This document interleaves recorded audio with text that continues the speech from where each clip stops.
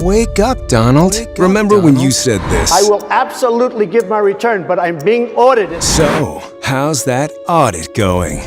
Oh, right. That was just another pathetic lie. You know who wasn't too weak and scared to release their tax returns? Every other president. You thought the Supreme Court was gonna save you. But guess what? You lost. Bigly.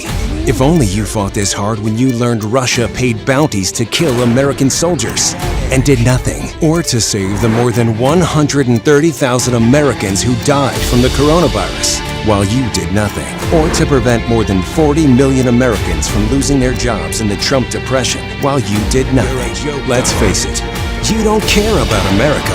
All you care about is you. Pathetic, ignorant, murderer, liar. Can't wait to see what's in those tax returns, Don. Meidas Touch is responsible for the content of this advertising. As the sun rose over Afghanistan this morning, 8,600 American troops started their day knowing Russia has bounties on their heads, paying Taliban militants to murder our troops, and the heartbreaking truth that their commander-in-chief deserted them, that he ignored the intelligence report dropped on his desk in February, too lazy to read it himself.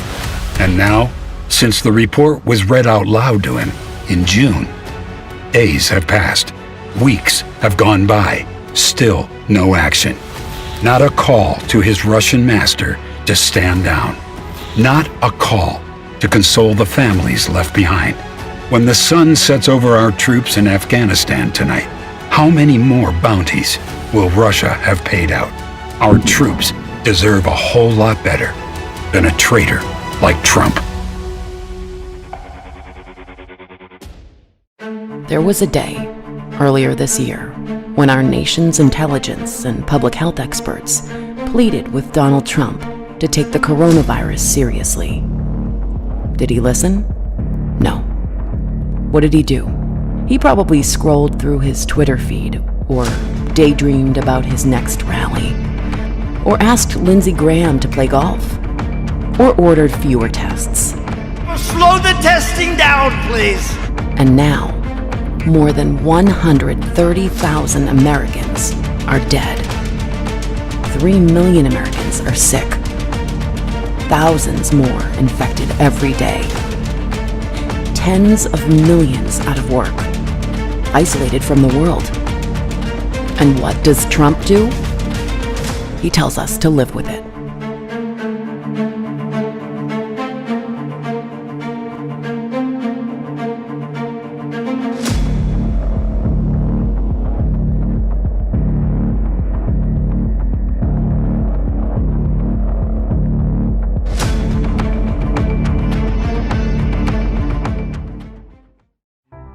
Back in 2016, you have been hard-pressed to find a bigger Donald Trump supporter than yours truly. There needed to be some major change. And along came Donald Trump. It just didn't sound like any politician I'd ever heard before. I thought I'd be a Republican all of my life. But Donald J. Trump has broken my faith in the Republican Party. My problem with him is that he lies. Donald Trump is a pathological liar. He's not a conservative. His spending, his deficit. His mishandling of the coronavirus. He belittles those who disagree with him. He calls them names like a middle school child. I'm tired of being embarrassed. I have been riddled with guilt. I am ashamed to this day for voting for him. We've had enough. Voting for Donald Trump has been a monumental mistake. I'll take anybody over him. I'm voting for Joe Biden. Joe Biden. Donald Trump has to go. It's okay to change your mind. We did. Defending Democracy Together is responsible for the content of this ad.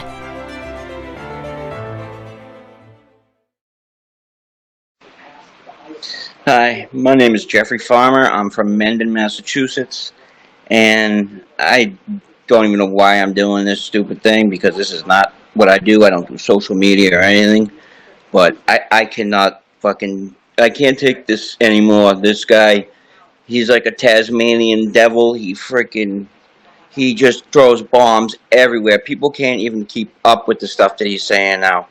And putting my children at friggin' risk going to school. The teachers putting them at risk. I want them to go to school. I want the economy to be great and everything. We all want that. I'm sick. I have an deficiency. I have multiple autoimmune diseases, and I've been doing everything right. We're all supposed to be doing right. This guy couldn't lead freaking his way out of a freaking wet paper bag. I'm voting for Joe Biden. Reason I voted for Trump last time was because I could not stand Hillary Clinton, and have always been a pretty conservative, liberal with some things, but darn conservative about others. And this guy makes my son serve in the Army in the 101st Airborne, and what this guy has done, my son was ashamed of even calling himself a soldier with some of the stuff this guy has done. Yeah, I mean, no, not ashamed to be a soldier, just ashamed of friggin' being from America, put it that way. I'm actually ashamed from being from this country now. I'm first generation American. My family's from Ireland and from France. It doesn't matter. Everyone, all these people who lie with them, they're just lying to everybody's face, just every 5 seconds. The McEnany, the Conways, the freaking Trumps, the Mulvaney's, they're all liars. Everything is a lie. Everything is about freaking him. I actually think he's trying to self-sabotage himself, maybe. Maybe he's like, I don't want another four years. Maybe I'll just freaking blow up everything. And maybe I'll get fired, or I won't get voted in again. I mean, I don't get it. I don't understand. But if this guy, another 4 years, I can't do it. I can't do any more time with this guy. I feel like I'm in friggin' prison. It's brutal. And I've never been this way about any president. This guy should get the frick off Twitter. All he does is he's Twitter, July 8th, 2020, all day long. Him and his goddamn Twitter, all he does is watch the goddamn news. Why don't you do your frickin' job, Donald Trump?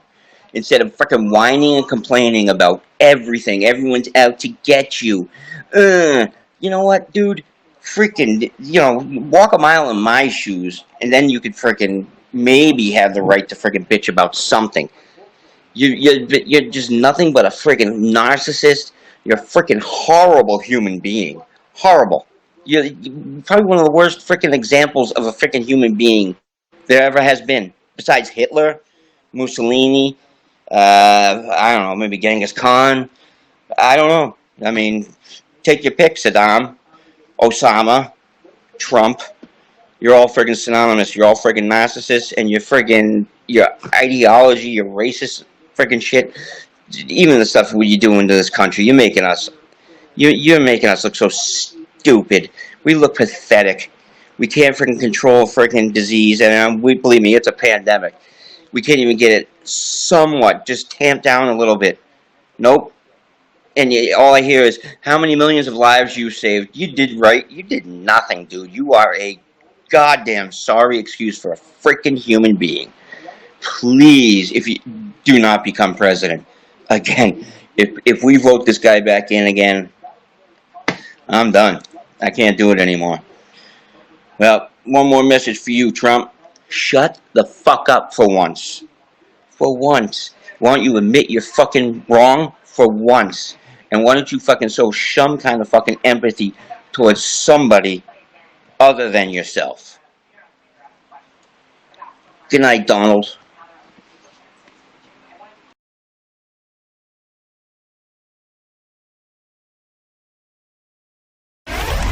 Every single expert told him to test more and test faster. And now we know his response. Slow the testing down, please.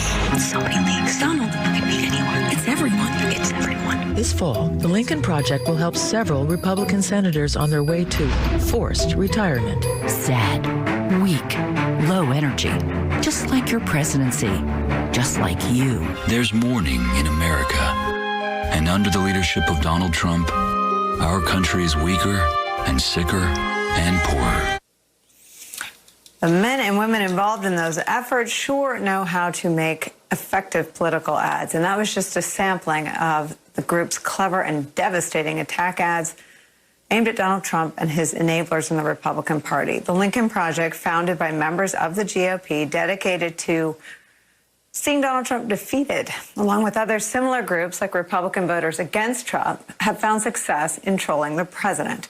And they're becoming a campaign force. The Washington Post writes this over the weekend, quote, "The movement seeks to build a national political operation to oust both the president and his supporters in Congress, with a particular emphasis on persuading white suburban voters who consider themselves true Republicans to break from the president." That's according to interviews with more than a dozen anti-Trump advisors and allies who are involved in the planning. Rick and Mara are back. Rick, I know a lot of the folks involved in these efforts. I've worked alongside a lot of them in campaigns for John McCain and George W. Bush. And I think even most Democrats would concede that this is a group whose ad-making acumen is in a league of its own.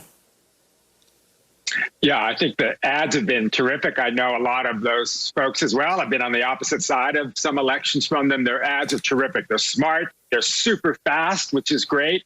They troll Donald Trump. I think in some ways that might be where they are most productive. I mean, I'm one of those people that kind of thinks that the swing voter is a kind of a unicorn, an imaginary species that we don't really know whether they exist or not. And yes, I think there'll be some suburban women who might have voted for Donald Trump last time and won't this time. I think the most important thing is, and Mara mentioned this earlier, and I've said it before, the three most important things for the election for Democrats was turnout, turnout, and turnout. And one of the things that the Lincoln Project ads might do is it might suppress turnout on the part of Republicans and just feel like, oh my God, I can't cross that threshold and vote for Donald Trump, and I think that's part of the power of their ads.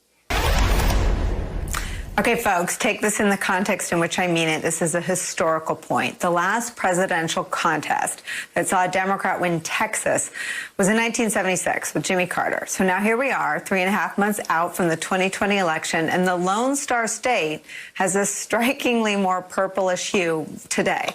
The Real Clear Politics average shows Joe Biden tied with Trump, and that's a warning signal for the president. Our new poll, one new poll by the Dallas Morning News and UT Tyler even shows Biden leading Trump by 5 points. 5 points in Texas.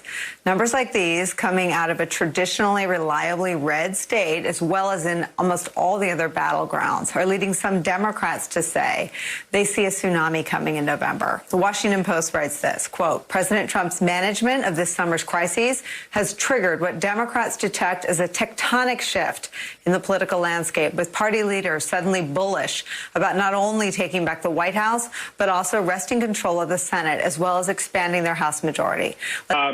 But the thing that scares me is, I mean, you know, even more than or as much as Donald Trump getting reelected is what he will do during that period between November, the election and the inauguration. It's a very, very dangerous time. I mean, we have always been wrong when we thought that Donald Trump would observe any norm, even the most constitutionally protected norm. And so I think not only do the Democrats need to, you know, get Joe Biden elected by a margin that's so large that it's indisputable, but they need to prepare all different kinds of scenarios for an unconstitutional, constitutional effort by Donald Trump. And I know that sounds alarmist, but I think we have to be prepared.